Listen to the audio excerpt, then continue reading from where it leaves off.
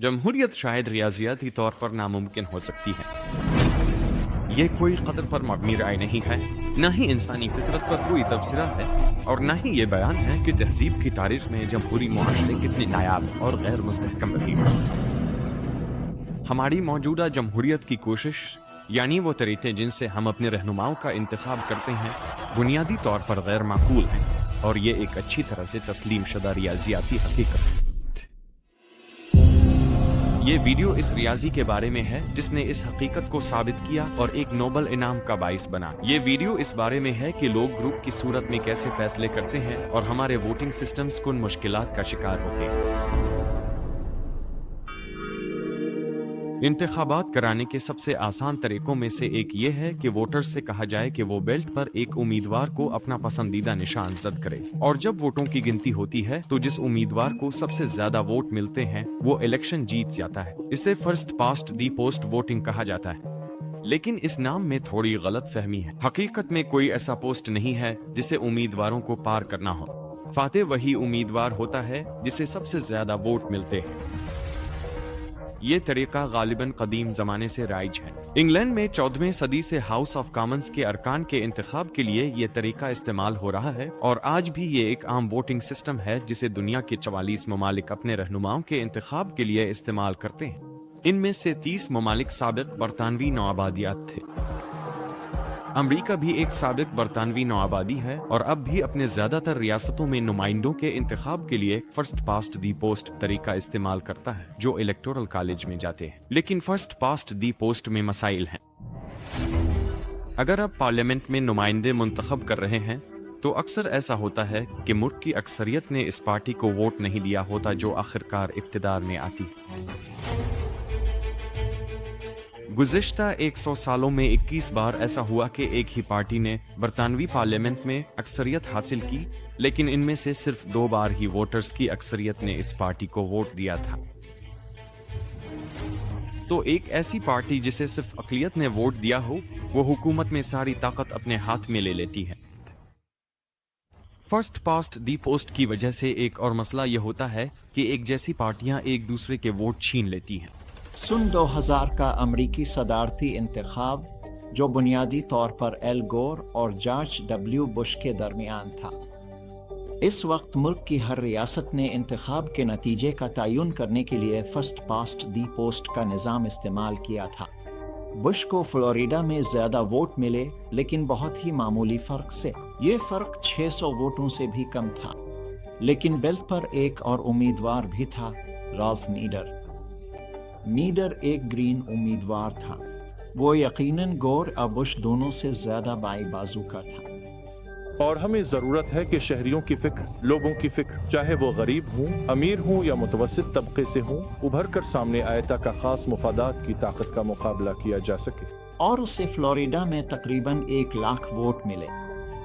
मुझे बस समझ नहीं आता कि मैं ज़मीर के साथ उन बुश या गोर को वोट दे सकूं। मैं राल्फ नीडर को वोट दूंगा। इनमें से ज्यादातर वोटर्स इस बात पर अफसरदा थे कि नीडर को वोट देकर गोर के बजाय उन्होंने दरअसल बुश को मुंतखब करवा दिया। इसे ही स्पोलर इफेक्ट कहा जाता है। तकरीबन तमाम नीडर के वोटर्स गोर को बुश पर तरजीह देते थे, लेकिन फर्स्ट पास्ट दी पोस्ट सिस्टम में वो अपनी ये तरजीह जाहिर नहीं कर सकते थे, क्योंकि अब सिर्फ एक उम्मीदवार को वोट दे सकते हैं। तो फर्स्ट पास्ट दी पोस्ट वोटर्स को इस बात पर मजबूर करता है कि वो स्ट्रेटेजिक वोटिंग करें।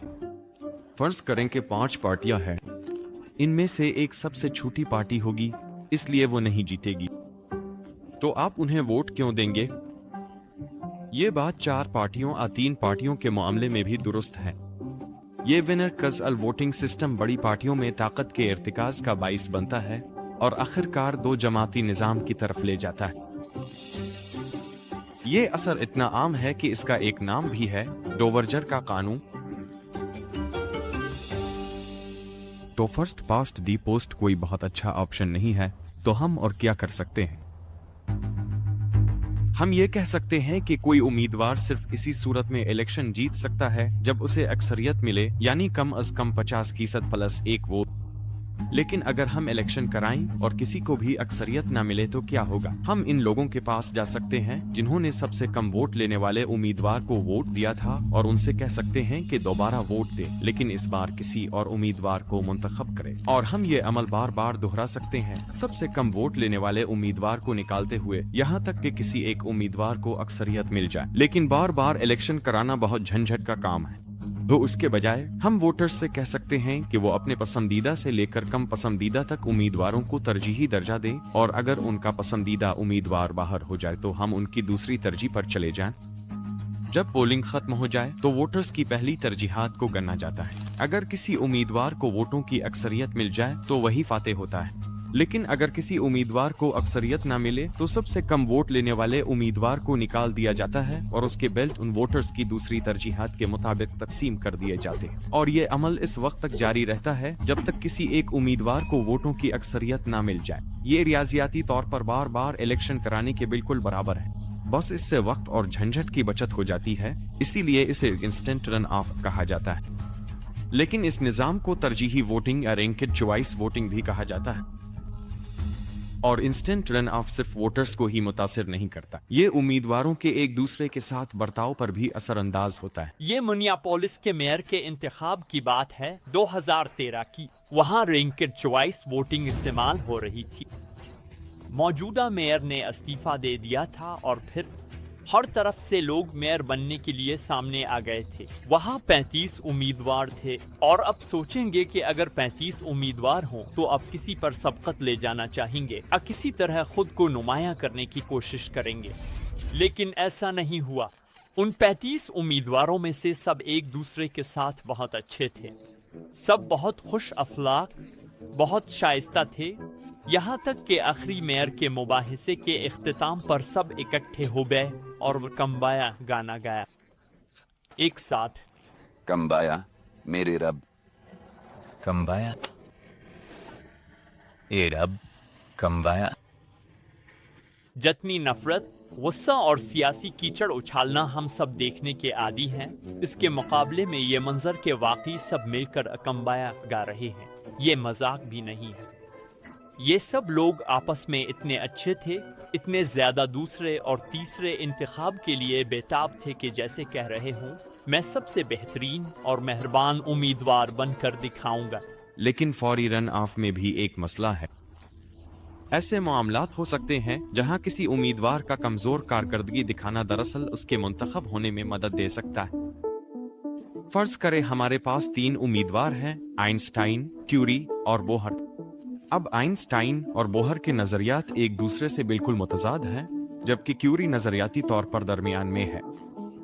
तो फर्ज करें आइंस्टाइन को 25% वोट मिलते हैं, क्यूरी को 30% और बोहर को 45%। सी को भी अक्सरियत नहीं मिली, इसलिए ये दूसरे राउंड में जाता है और आइंस्टाइन को बाहर कर दिया जाता है। और चूंकि जिन लोगों ने आइंस्टाइन को वोट दिया था उन्होंने क्यूरी को अपनी दूसरी पसंद के तौर पर मुंतखब किया था, तो आखिरकार क्यूरी मुंतखब हो जाती है। लेकिन अब तसव्वुर करें कि बोहर ने एक बहुत ही खराब इंतखाबी तकरीर की, कोई इंतहाई गैर मकबूल पॉलिसी पेश की, इतनी बुरी कि इसके कुछ वोटर्स दरअसल आइंस्टाइन के हक में चले गए। अब क्यूरी को बाहर कर दिया जाता है और चूंकि वो ज्यादा मुतदिल है, इसके आधे वोटर्स दूसरे राउंड में आइंस्टाइन को और बाकी आधे बोहर को मुंतखब करते हैं और उससे बोहर जीत जाता है। तो बोहर का पहले राउंड में बुरा करना दरअसल उसके इलेक्शन जीतने का सबब बन जाता है। जाहिर है ये वो चीज नहीं है जो हम किसी वोटिंग सिस्टम में चाहते हैं। यही बात फ्रांसीसी रियाजी दान कॉन्डवरसे ने भी सोची थी। कॉन्डवरसे इन अव्वलीन लोगों में से थे जिन्होंने मंतिक और रियाजी को वोटिंग सिस्टम्स के बाकायदा मुताले के लिए इस्तेमाल किया, जिसकी वजह से वो इस शाखन रियाजी यानी सोशल चॉइस थ्योरी के बानियों में शुमार होते हैं।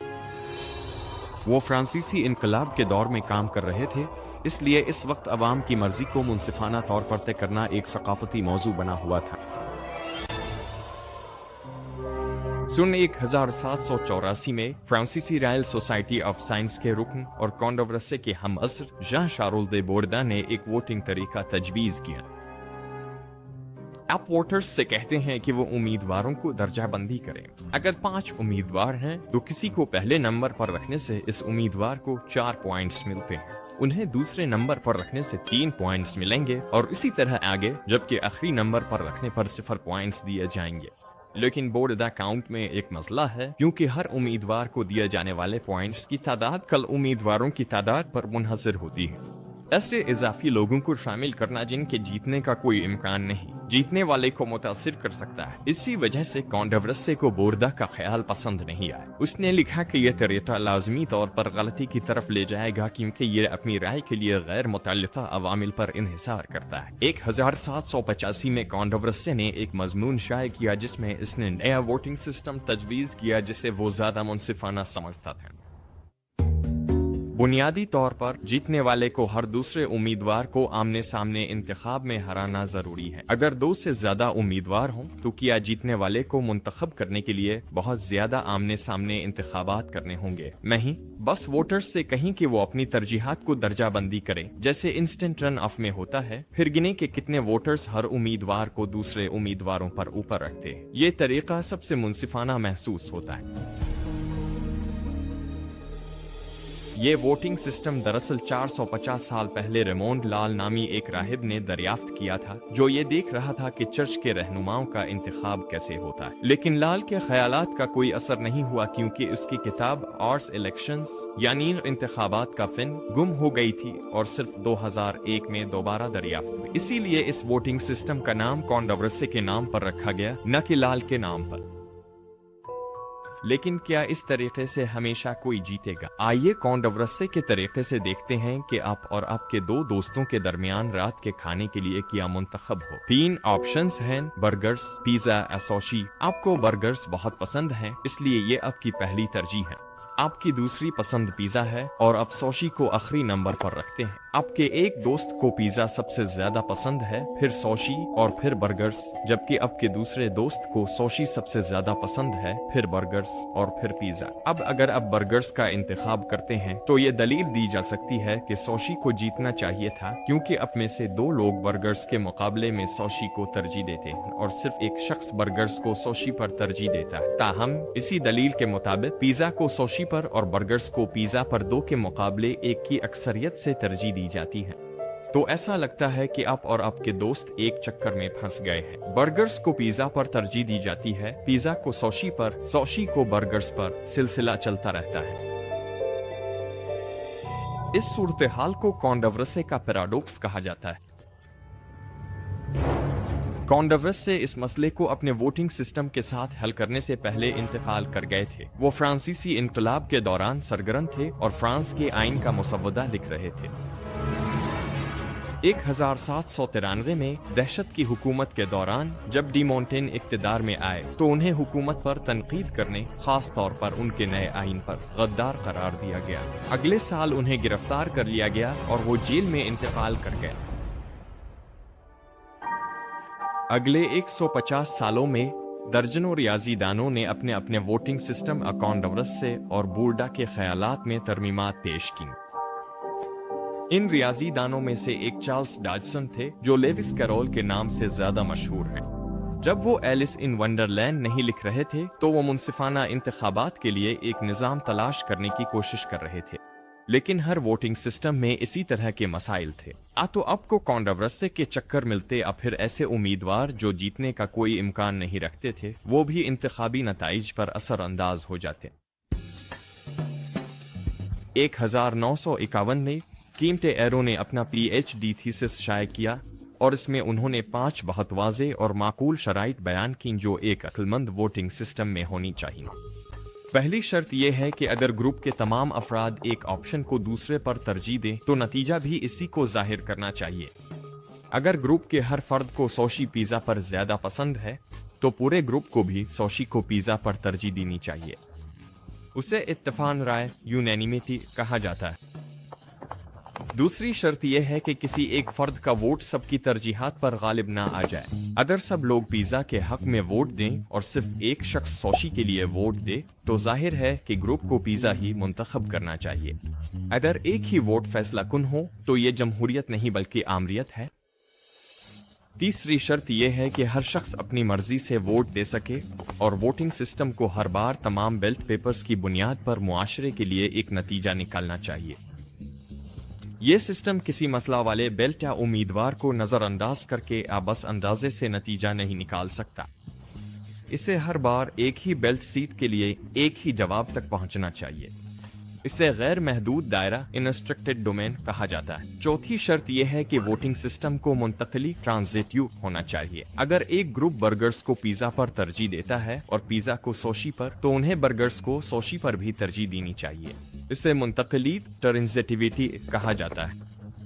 पांचवी शर्त यह है कि अगर ग्रुप की तरजीह सोशी को पिज्जा पर है, तो किसी और ऑप्शन जैसे बर्गर्स के शामिल होने से ये तरजीह तब्दील नहीं होनी चाहिए। यकीनन ग्रुप इज्तिमाई तौर पर बर्गर्स को दोनों से ऊपर, दरमियान और नीचे रख सकता है, लेकिन सोशी और पिज्जा की दर्जाबंदी पर नए ऑप्शन का कोई असर नहीं होना चाहिए। इसे गैर मुतल्लिका मुतबादलत की आज़ादी कहा जाता है। लेकिन बात यह है, एरो ने साबित किया कि 3 या इससे ज्यादा उम्मीदवारों के साथ रैंकेड वोटिंग सिस्टम में उन 5 शराइत को पूरा करना नामुमकिन है। ये एरो का नामुमकिनीत का नजरिया है और ये इतना इनकलाबी था कि एरो को 1972 में इकनॉमिक्स का नोबल इनाम दिया गया। तो मैं उसके सबूत का एक वर्जन आपके साथ शेयर करना चाहता हूँ जो जियानाकोपलस की तशरीह पर मबनी है। तो फर्ज करें कि 3 उम्मीदवार इलेक्शन में हिस्सा ले रहे हैं, अरस्तु, बोहर और क्यूरी, लेकिन हम उन्हें ए, बी और सी के नाम से पुकारेंगे। और हमारे पास वोटर्स का एक ग्रुप है जो कतार में खड़े होंगे, यानी हमारे पास वोटर 1, 2, 3 और इसी तरह आगे इन तक होंगे। इनमें से हर वोटर को ये आज़ादी है कि वो ए, बी और सी को अपनी मर्जी के मुताबिक रैंक करे। मैं तो यहाँ तक इजाजत दूंगा कि बराबर रैंकिंग भी हो सकती है। और सबसे पहली बात जो हम दिखाना चाहते हैं वो ये है कि अगर हर कोई किसी खास उम्मीदवार को पहले या आखिरी नंबर पर रैंक करे, तो मुआशरे को भी मजमूई तौर पर इसी उम्मीदवार को पहले या आखिरी नंबर पर रैंक करना चाहिए। चलिए हम बेतरतीब तौर पर उम्मीदवार बी को मुंतखब करते हैं। अगर आधे वोटर्स बी को पहले नंबर पर और आधे वोटर्स बी को आखिरी नंबर पर रैंक करे, तो हमारा दावा है कि हमारा वोटिंग सिस्टम भी बी को आ तो पहले या आखिरी नंबर पर रखेगा और हम इसे तजाद के जरिए साबित करेंगे। तो फर्ज करें कि सब ने इसी तरह वोट दिया है। अगर हमारा निजाम बी को पहले या आखिरी नंबर पर ना रखे बल्कि दरमियान में रखे, मसलन ए को बी से ऊपर और बी को सी से ऊपर रैंक करे, तो फिर हमें एक तजाद मिलेगा। क्योंकि अगर हमारे हर वोटर ने सी को ए से ऊपर कर दिया, तो इत्तेफाक राय के मुताबिक सी को ए से ऊपर रैंक होना चाहिए।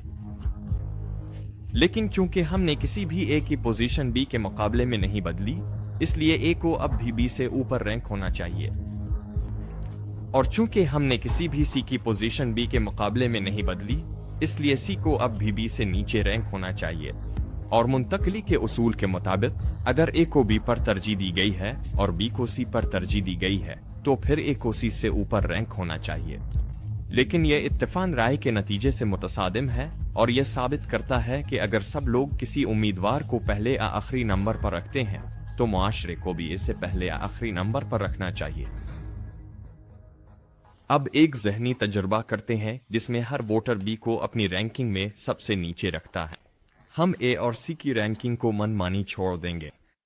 तो फिर इत्तेफाक राय के मुताबिक हमें मालूम है कि बी को मुआशरती रैंकिंग में सबसे नीचे होना चाहिए और हम इस सीट अप को प्रोफाइल 0 कहेंगे।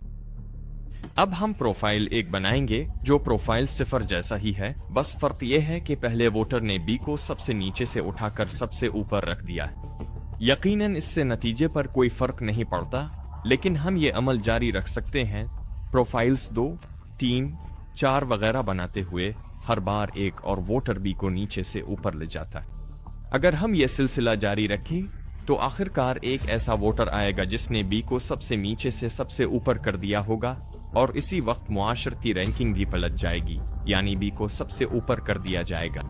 आइए इस वोटर को पिवट वोटर कहते हैं और इस प्रोफाइल को प्रोफाइल पी का नाम देते हैं।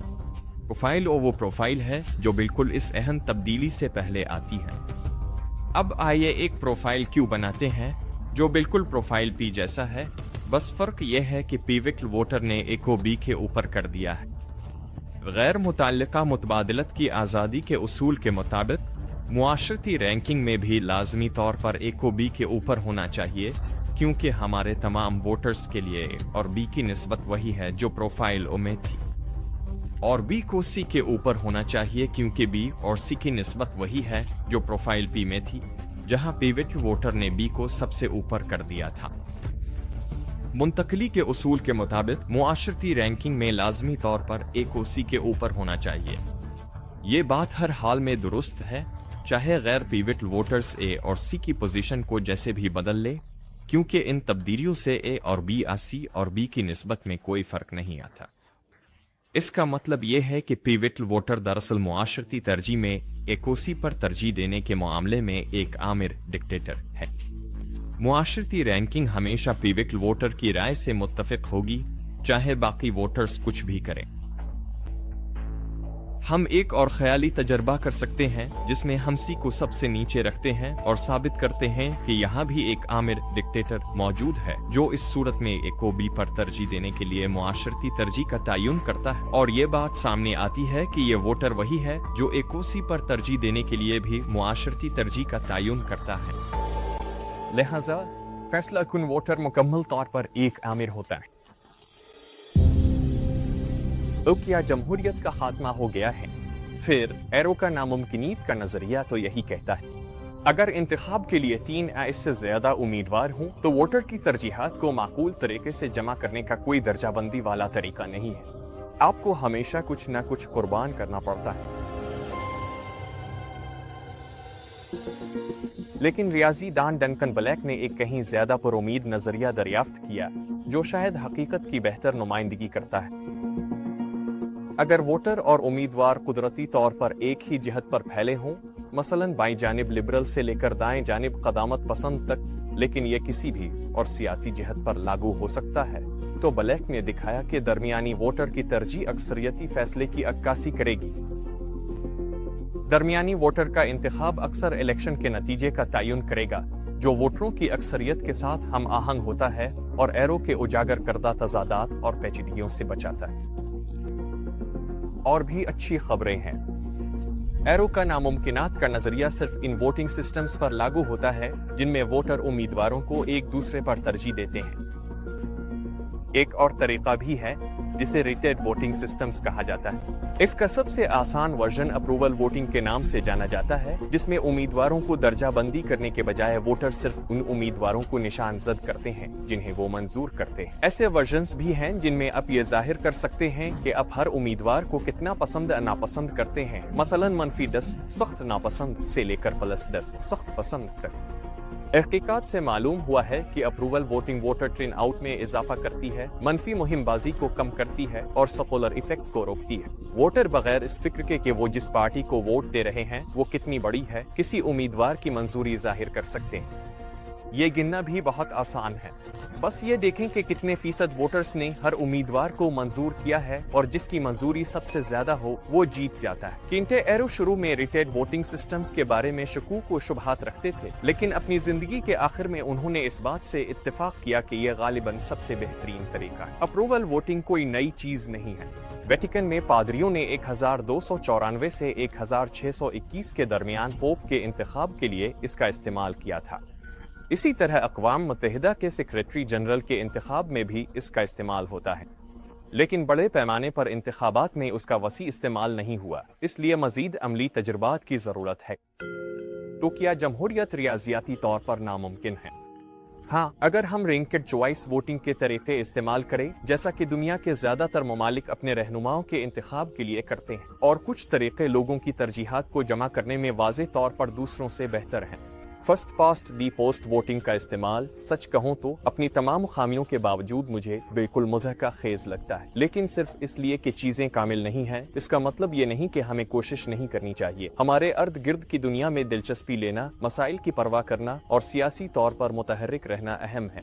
ये शायद इन चंद तरीकों में से एक है जिनके जरिए हम वाकई दुनिया में फर्क ला सकते हैं।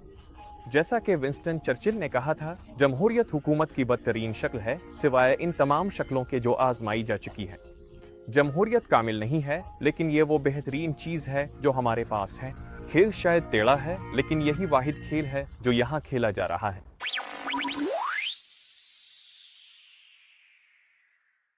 दुनिया बदल रही है। आज जो तरीका कार है इसकी कोई जमानत नहीं कि कल भी वही होगा, चाहे वो सदर के इंतखाब का तरीका हो या हमारे काम करने का अंदाज। खुशकिस्मती से मुस्तकबिल में जो कुछ भी हो इसके लिए तैयार रहने का एक आसान तरीका है हर दिन थोड़ा थोड़ा अपनी मालूमात और तनकीदी सोच की सलाहियतों को बढ़ाना। और आप ये सब कुछ आज ही मुफ्त में शुरू कर सकते हैं हमारे आज के स्पॉन्सर बर्लिनेट के साथ। बर्लिनेट आपको बेहतर सोचने वाला और मसले हल करने वाला बनाएगा और साथ ही आपको रियाजी और डेटा एनालिसिस से लेकर प्रोग्रामिंग और एआई तक हर इस चीज में हकीकी महारतें सिखाएगा जिसमें आपकी दिलचस्पी हो। बर्लिनेट पर आप खुद तजुर्बा करके दरियाफ्त के जरिए सीखेंगे और अपना सिर्फ अहम तसव्वुरात का इल्म हासिल करेंगे बल्कि उन्हें हकीकी दुनिया के हालात में इस्तेमाल करना भी सीखेंगे। हर दिन थोड़ा सा सीखना उन सबसे अहम कामों में से एक है जो आप कर सकते हैं। बर्लिनेट इसके लिए बेहतरीन तरीका है जिसमें हजारों मुख्तसर असबाक हैं जो चंद मिनट लेते हैं। इस वीडियो के इंतखाबात के बारे में सोचते हुए मैंने उनके कुछ कोर्सेज पर दोबारा नजर डाली जो एहतिमाल और शुमारियात से मुताल्लिक है। ये सीखने के लिए बेहतरीन आगाज हैं कि हम डेटा को इस्तेमाल करके पेश गोइयां कैसे करते हैं और आपको असल डेटा के साथ अमली तजर्बा भी देते हैं। यहाँ तक कि आपको ऐसी चीजों के लिए सिमुलेशंस चलाने की इजाजत देते हैं जैसे कौन वर्ल्ड कप जीतेगा। और बर्लिनेट की सबसे अच्छी बात यह है कि आप कहीं से भी अपने फ़ोन पर ही सीख सकते हैं। तो जब भी आपके पास चंद मिनट हों आप अपनी जहानत को तेज़ और बेहतर बना सकते हैं। बर्लिनेट की हर चीज़ को 30 दिन के लिए मुफ्त आजमाने के लिए brilliant.org/ पर जाएं, QR कोड को स्कैन करें और नीचे दी गई लिंक पर क्लिक करें। आपको सालाना प्रीमियम सब्सक्रिप्शन पर 20% रियायत भी मिलेगी। तो मैं बर्लिनेट का शुक्रिया अदा करना चाहता हूं कि उन्होंने इस शो को सपोर्ट किया और आपका भी शुक्रिया कि आपने देखा।